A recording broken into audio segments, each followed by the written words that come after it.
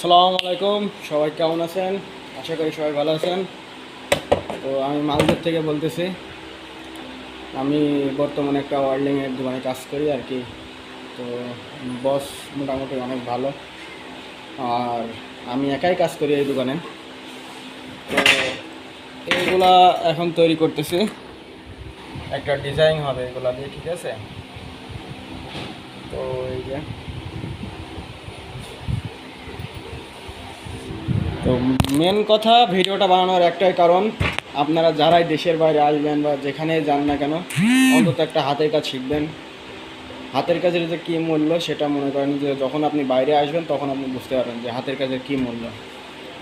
তো আমিও বিগত 6 বছর সৌদি আরবে ছিলাম, কাতারে ছিলাম, এখন মালদ্বীপে। তো আল্লাহর রহমতে পৃথিবীর যেখানে যে প্রান্তে যান না কেন, শুধু কাজটুকু জানি বলে, মানে যেখানেই যাই না কেন কম বেশি কিছু না কিছু করতে পারি, শুধু কাজ জানি বলে। আমি কিন্তু ভাষা জানি না। তো এই হচ্ছে বিষয়। আলহামদুলিল্লাহ, আমার বস আসছিল একটু আগে। তো আমি কাজ করি কিন্তু খুব সীমিত, ঠিক আছে? আমি কাজ করি খুব সীমিত, 4-5 ঘন্টা কাজ করতে হয় আমার, মেবি 5 ঘন্টা মতো কাজ করা লাগে, 5 ঘন্টা 6 ঘন্টা এরকম।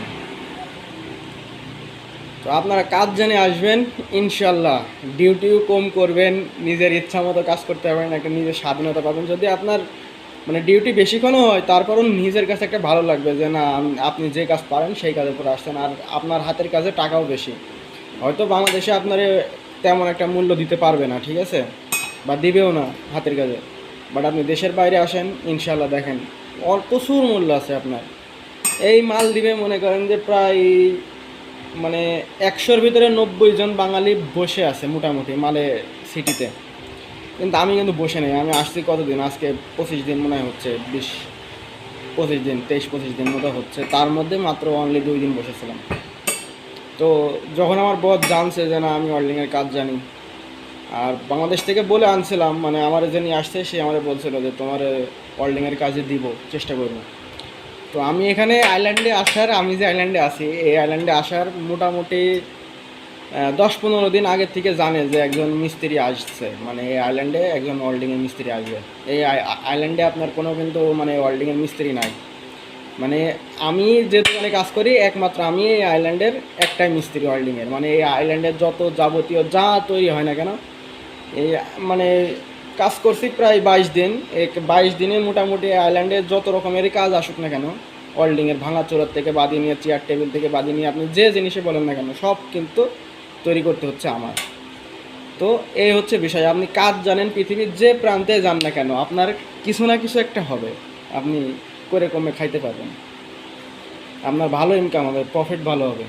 তো এই হচ্ছে বিষয়। আপনারা যেখানে আসেন না কেন, যান না কেন, পৃথিবীর যে প্রান্তেই যান না কেন, কোনো না কোনো কাজ শিখে আসবেন, অবশ্যই কাজ শিখে আসবেন।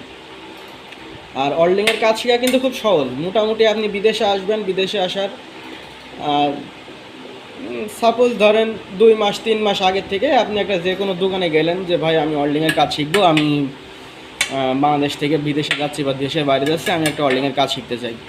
তো আপনি যে কোনো ওয়েল্ডিংয়ের দোকানে যেয়ে আপনি কাজ শিখতে পারবেন। শুধু ঝালাই করাটা শিখেন, আর মাপজোকটা শিখেন, আর কাটিং শিখেন। এই 3টা জিনিস শিখে চলে আসেন।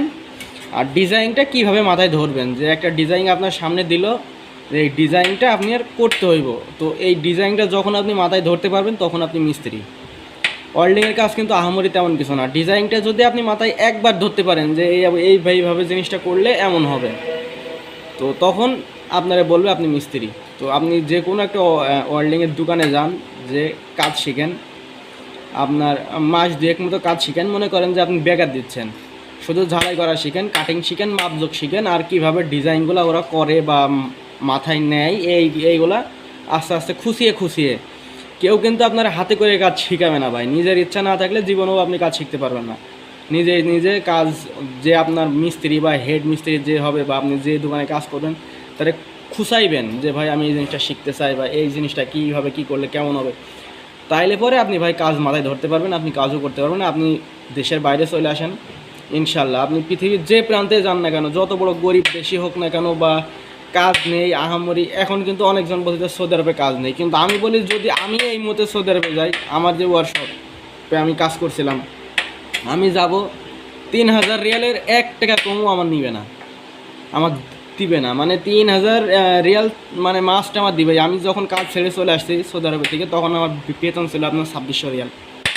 তো 2600 রিয়াল ছিল বেতন। আমি আসছিলাম ইউরোপে যাওয়ার জন্য আসছিলাম, পরে ধরা টরা খেয়ে মাইক টাইর খেয়ে, তো আমার অনেক কিছু লস গেছে। দেন তারপরে কাতারে গেছিলাম, কাতারেও এক প্রকার লস খাইছে।